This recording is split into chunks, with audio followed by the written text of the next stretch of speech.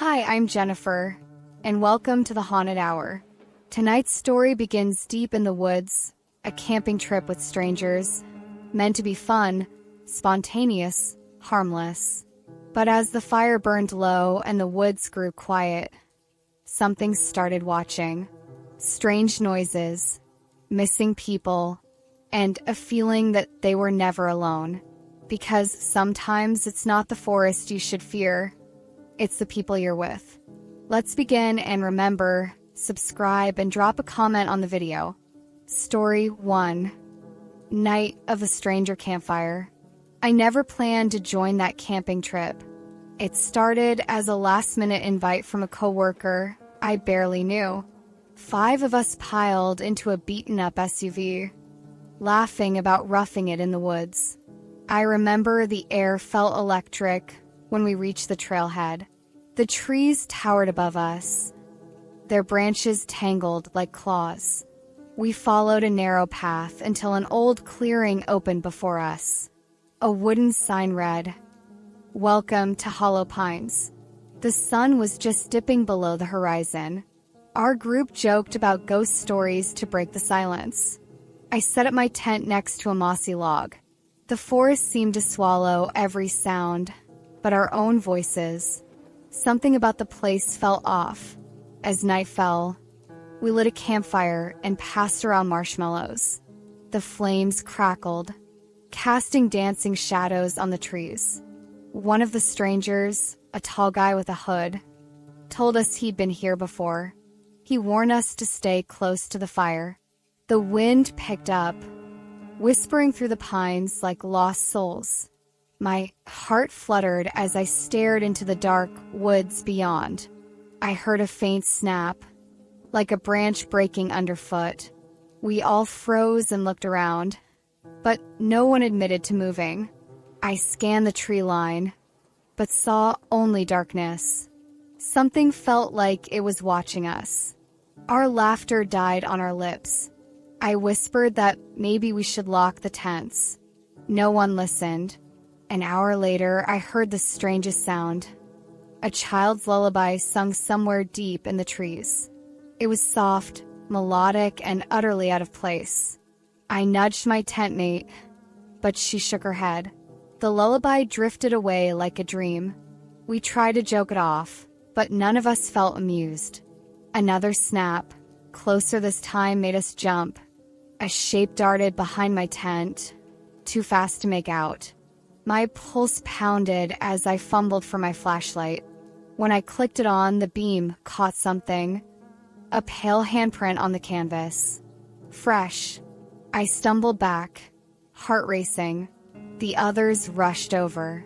The hooded guy knelt to inspect the mark. His voice was low when he said, "We need to go." By midnight, the fire had died to glowing embers. We huddled around its pale light, passing a single lantern. The air had turned cold, colder than any normal mountain night. My breath formed tiny clouds in front of me. I heard whispering all around, like dozens of people murmuring my name. I stood, peering into the black. "Who's there?" My voice sounded small. The forest answered with a low, mournful moan. Something shifted behind a nearby tree. I swung the lantern in that direction, nothing. When I turned back, the hooded guy was gone. Vanished. Without a sound, panic rippled through the group. We shouted his name, searched the tree line, but found nothing. All our phones had lost signal. We were truly alone. Someone suggested we stick together and head back to the car in the morning, but the path we came in on seemed to have vanished. The trail markers we passed before were gone. Instead, the trees pressed in around us. The darkness felt alive, closing in. We argued about what to do. Lightning cracked overhead, lighting the forest in brief silver flashes.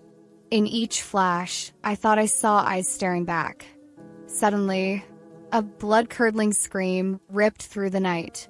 It came from the far side of the clearing, echoing between the trees. We sprinted toward the sound with lanterns shaking. At the spot, the ground was churned up like a grave. Fresh dirt and torn clothing lay scattered. No sign of who or what had screamed. My legs trembled as I wondered how fast something could move. We backed away slowly, calling out for each other. The wind whipped, and the trees seemed to lean in, mocking us. The stranger with the scar across his cheek pulled out a pocket knife. He whispered that he'd survive anything. He cut his palm and pressed his blood to the earth.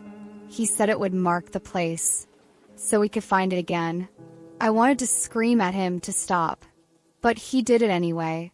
Red droplets fell into the soil, and the ground sizzled. The earth opened up with a soft crack. The ground split beneath us, revealing pale roots that rise like snakes. A huge, ragged maw yawned before us, dripping black sap. None of us could move. Without warning, something huge shot out of the hole. An unholy creature made of sinew and bark. Its eyes were coals, its mouth filled with broken teeth of wood. It roared with a sound that shook my bones. We scattered, stumbling over roots and rocks. My lantern clattered to the ground, plunging me into darkness. I ran blindly, crashing through underbrush, branches slapping my face. I heard the creature chasing me, its claws scrabbling the earth. I tripped and fell face first into a patch of nettles, pain exploding all over me. When I looked up, I was alone. My friends had vanished. The forest was quiet again, too quiet. The only sound was my ragged breathing. I stumbled back to the clearing. No hole, no creature, nothing except the footprints of panic. My lantern lay broken at the edge of the clearing, its glass spider-webbed. I grabbed it, heart pounding, and turned toward the trees. The hooded guy I thought was gone stood there, staring at me. His face was pale, eyes hollow. "You're next," he said in a voice that wasn't his own. I bolted toward where the car should have been, but there was no car. The clearing was gone too, replaced by an endless thicket of brambles. I could hear whispering again, but this time closer. Something was moving around me, weaving between the trunks. My lantern flickered, and I saw faces pressed against leaves, silent, white faces. Then the lantern went out. Darkness swallowed me as rough hands dragged me into the black. When I woke, it was dawn. I was lying in a shallow ditch on the edge of the woods. My clothes were torn, my body bruised. My lantern lay beside me, flickering one last time before going dark forever. I staggered to my feet and ran toward the road. A car finally appeared, and I flagged it down screaming. They just looked at me like I was insane. The police searched, found nothing. No signs of my friends. No signs of the creature or the clearing. Just my footprints and the broken lantern. Story 2, Part 1, The Hollow Stranger. I didn't know any of them personally. It was a join-a-group trip organized on an adventure app. A weekend camping retreat with strangers to reconnect with nature. I had just gone through a breakup and thought it would be a healthy distraction. There were 7 of us. 3 girls, 4 guys, all in their 20s or 30s. We met at a dusty parking lot near Pine Creek Woods. A worn-down van dropped us off, the driver smiling oddly before speeding off without a word. Everyone was awkwardly nice, except for one man. Quiet, pale, and unusually tall. He said his name was Merrick. He barely spoke, didn't smile, and kept looking toward the trees as if something was calling him. Still, I brushed it off, chalking it up to social anxiety. We hiked 2 hours into the dense woods, far from any signal or road. The forest felt heavy, like it had secrets too old for time. We found a clearing surrounded by strange, almost petrified trees. They were twisted unnaturally, like they'd grown away from something. No birds, no wind, just the creaking of branches that didn't sway. We set up tents in a loose circle. Merrick wandered off into the woods immediately, without explanation. We laughed it off, until one of the girls, Elise, said she saw him talking to a tree. Not near it, to it. I looked over, and he was pressing his forehead against the bark, whispering. My stomach turned, but I didn't say anything. That night, we built a fire and told stories, trying to shake the creeping sense that we were not welcome. The fire crackled loud, as if overcompensating for the lack of life around us. When Merrick returned, he sat in silence, eyes blank, mouth slightly open. His lips were bleeding. We were all woken up at 3:12 a.m. by the sound of laughter. Not the friendly kind, the sharp, high-pitched kind that echoed like it didn't come from a human throat. We ran out of our tents with flashlights, confused and terrified. The fire was out, but the ashes were still warm. The laughter stopped abruptly. Elise was gone. We screamed her name. Nothing. We scoured the woods with shaking lights, finding only her boots, placed neatly in front of a tree. And that tree, it had a fresh carving in the bark, a spiral with a slit in the middle like an eye. Merrick walked up behind us and whispered. She answered the question. We demanded answers, but he just smiled and walked back into the forest. I swear I heard a second set of footsteps behind him, but saw no one. We were too shaken to sleep, so we waited for daylight in silence. When morning came, one of the tents was shredded like paper. No blood, just claw marks, deep and deliberate. Merrick returned as if nothing happened. When we asked where Elise was, he said, "She's inside now." That phrase still haunts me. We packed up quickly, trying to leave, but the GPS refused to work. Even compasses spun in circles. The trail we came from, gone. No tracks, no broken branches, nothing. The forest looked unfamiliar, like it rearranged itself. Panic began to set in. We decided to follow the sun, any direction that might lead out. Around noon, we found a small wooden cabin, completely unmarked, surrounded by strange wooden totems. They looked like children made them, but wrong. Every figure had its eyes scratched out. Merrick refused to go inside. "They know me," he muttered. The rest of us, desperate for answers, forced open the door. Inside was worse than anything we imagined. The walls were covered in handprints, bloody, some too small to belong to adults. The floor was lined with bones, clean and arranged in spirals. A single chair sat in the corner, facing a mirror with "Don't turn around" scrawled into the glass. As we stared at it, someone whispered right into my ear, "You shouldn't have come here." But no one was near me. We ran from the cabin like the ground was on fire. One of the guys, Tom, tripped. When we turned back to help, he was gone. No sound, no scream, just vanished. In his place was another wooden totem. This one looked like it was crying. We carried it with us, out of sheer confusion and fear. Merrick said nothing, just stared at the sky. "We broke the rhythm," he murmured. "Now it begins." We set up camp again, reluctantly, as the sun went down unnaturally fast. The fire wouldn't stay lit. Every time we struck the match, it blew out, despite there being no wind. Then we saw it, a figure in the distance, long-limbed and swaying unnaturally. its arms stretched too far, its head cocked sideways like it didn't understand what it was. We thought it might be Merrick, but he was right next to us. The figure moved closer with every blink.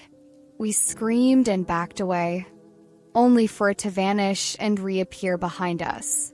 Each time it got closer, the air grew colder. One of the girls fainted. The rest of us dragged her into a tent.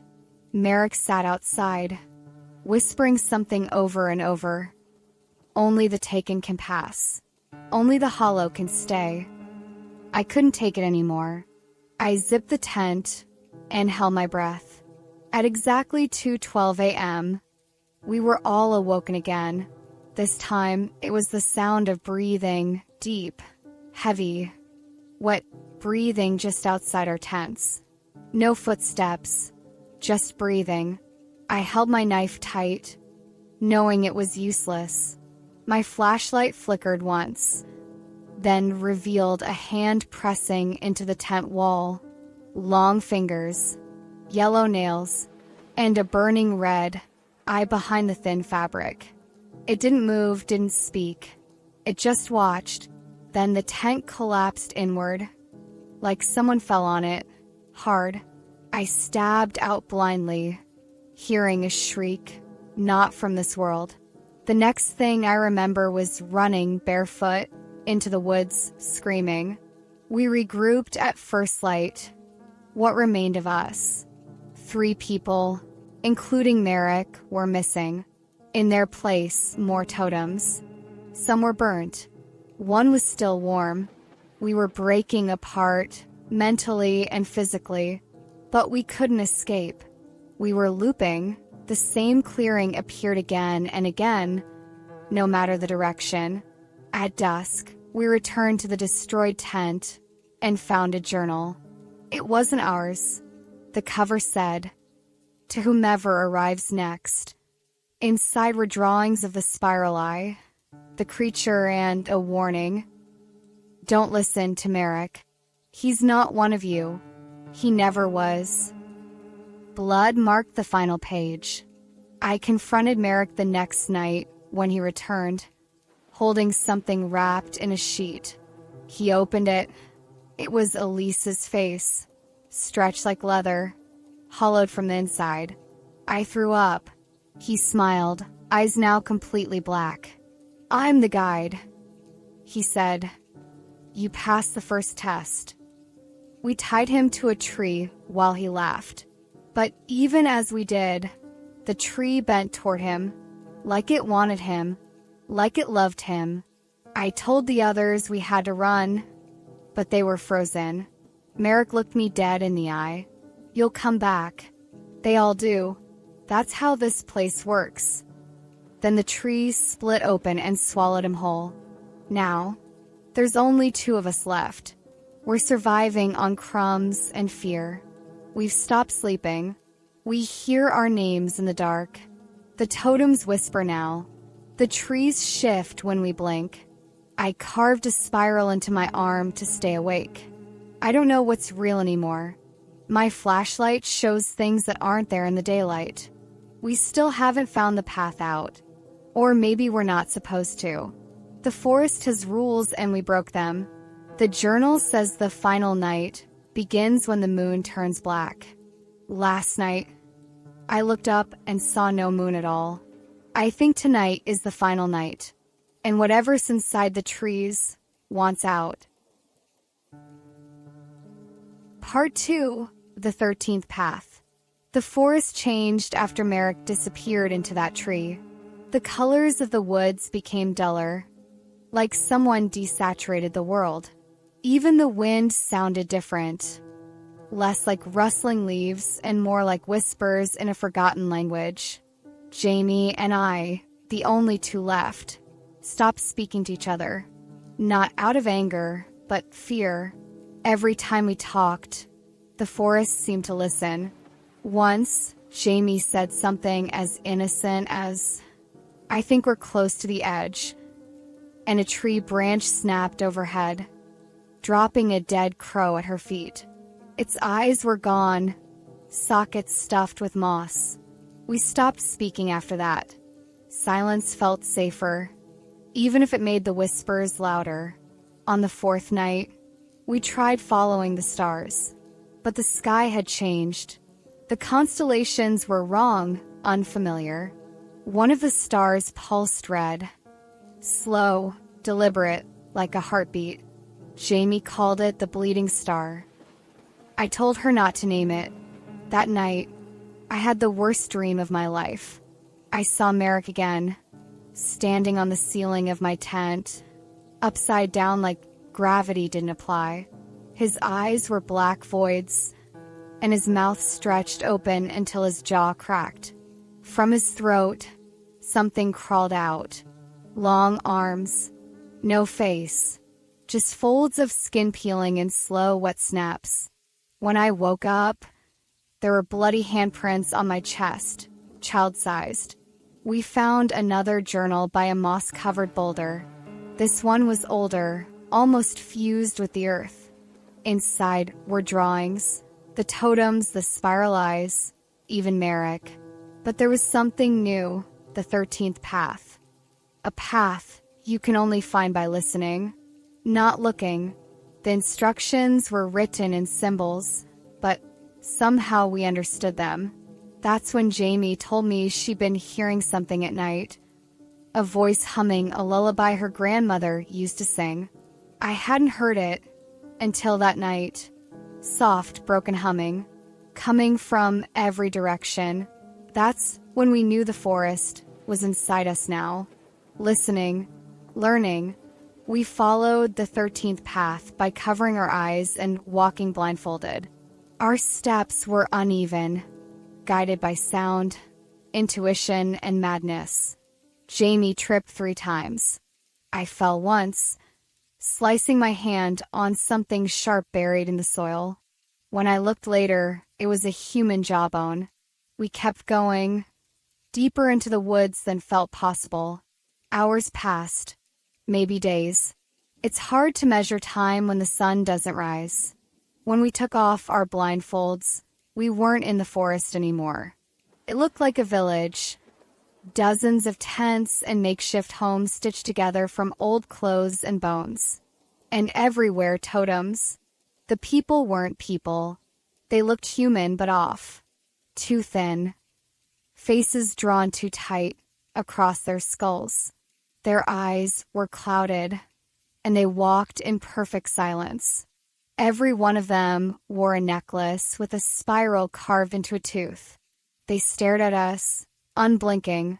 One child reached out and touched Jamie's face, then whispered, "You brought the hollow back."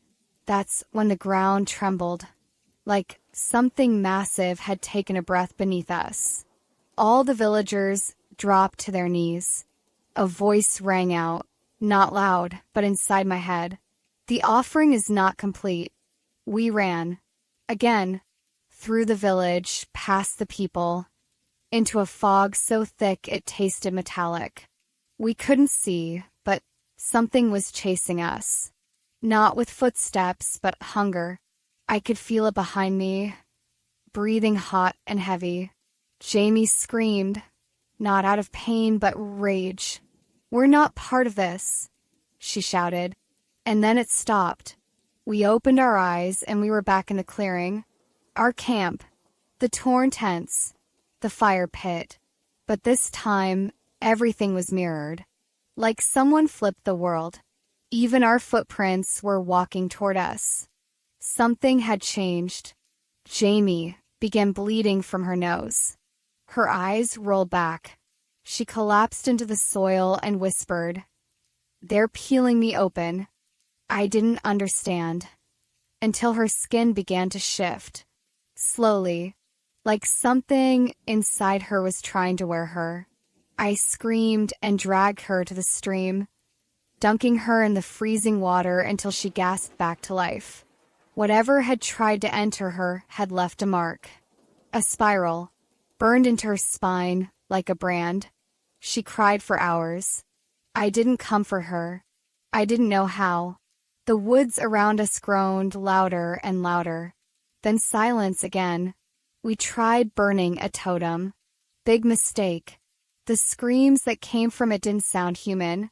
They weren't even screams, more like memories being torn apart. Jamie passed out.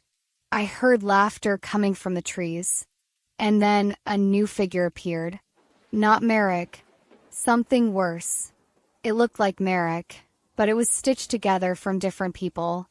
I could see mismatched skin tones, extra fingers, teeth where there shouldn't be. It called itself Father Hollow. "She is almost ready," he said, pointing to Jamie. "And you are the next host." I ran and left her. I'm ashamed of that. I left her screaming, while Father Hollow held out his arms. The forest began to collapse behind me, trees falling into black pits, screams echoing from underground. The stars bled, the sky pulsed. I think I died at some point. I remember seeing myself floating above, watching my body stumble through ash and bone. When I woke up, I was alone, back at the original trailhead.